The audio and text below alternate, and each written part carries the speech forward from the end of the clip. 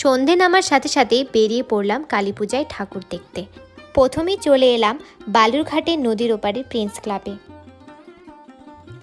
যেমন সুন্দর প্যান্ডেলের কারুকার্য, তেমনই সুন্দর ছিল মায়ের প্রতিমাও।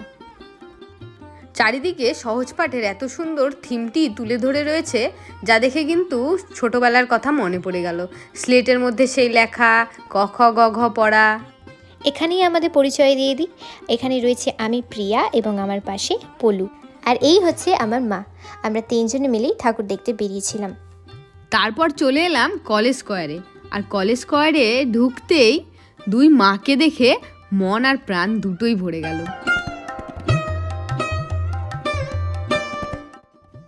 প্রতিমা দর্শন করে বেরিয়েই খিদে পেয়ে গেল, তাই নিয়ে নিলাম 1 প্লেট দই ফুচকা। টোটোতে উঠেই রাস্তা দেখতে দেখতে চলে এলাম মিলন সঙ্গে। এবারের মিলন সঙ্গে বেতের তৈরি পুতুল ডালাকুলো দিয়ে গোটা প্যান্ডেলটাকে এত সুন্দরভাবে সাজিয়ে তুলেছে, আমরা সেই সৌন্দর্য দেখতে দেখতে প্যান্ডেলে তারপর ভিড় ঠেলতে ঠেলতে চলে এলাম মায়ের সামনে।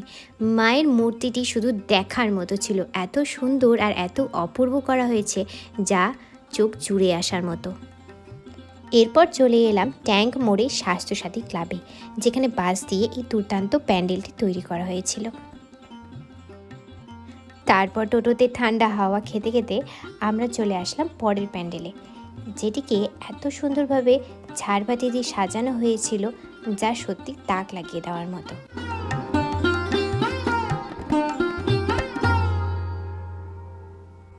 এটি ছিল সুভাষ কর্নার মোড়ে ইন ক্লাব।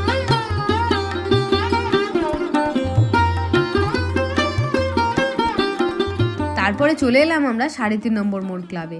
আর এইবারের 3.5 নম্বর মোড় ক্লাবের থিমটা কিন্তু একটু অন্যরকমই ছিল। পুরো প্যান্ডেলটা প্রাকৃতিকভাবে সাজিয়ে তুলেছে, কোথাও মৌমাছির বাসা, কোথাও আবার গাছপালা দিয়ে। আর এই গাছটা দেখে অরিজিনালি মনে হচ্ছিল। পাশের মাঠেই বালুরঘাট ক্লাবে মেলার আয়োজন করেছিল, আর সেখানেই সুন্দর প্রতিমা। আর এইটি মৌমাছি পাখি দিয়ে প্রাকৃতিক সৌন্দর্যে ভরিয়ে তুলেছিল গোটা প্যান্ডেলটি। ঠাকুরটিও অপরূপ করেছিল। ঠাকুর দেখে বেরিয়েই মেলার মধ্যে আমরা পাঁশকুড়ার চপ দেখে চলে গেলাম পাঁশকুড়ার চপ খেতে। আর গরম গরম পাঁশকুড়ার চপ খেতে জাস্ট দারুণ লাগছিল, খুবই সুন্দর ছিল পাঁশকুড়ার চপটি। আর খাওয়া দাওয়া শেষ করে রাজস্থানে ফিল পেয়ে গেলাম এই উটটিকে দেখে। আর সাথে এত সুন্দর একটি সাংস্কৃতিক প্রোগ্রাম হচ্ছিল, বাচ্চা কাচ্চা বড়রা সবাই কিন্তু এখানে নৃত্য পরিবেশন করছিল। দীপাবলিতে বাজি ফটকা না ফাটালেই হয়, তাই আমরাও নিয়ে চলে আসলাম অনেক বাজি ফটকা ফাটানোর জন্য।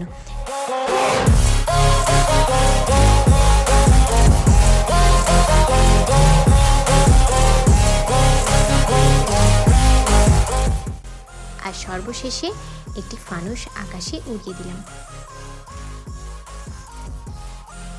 দিনের শেষে চলে আসলাম একটু ছোট্ট করে পেট পুজো করতে ফুডি7-এ, যেখানে আমরা ফট করে খেয়ে নিলাম চিকেন ললিপপ, যেগুলো যেমন দেখতে ছিল একদম জুসি, সেরকমও খেতেও ছিল জাস্ট দারুণ। ভিডিওটি এখানেই শেষ হচ্ছে। ভালো লাগলে সবাই লাইক, কমেন্ট, সাবস্ক্রাইব করে দিও।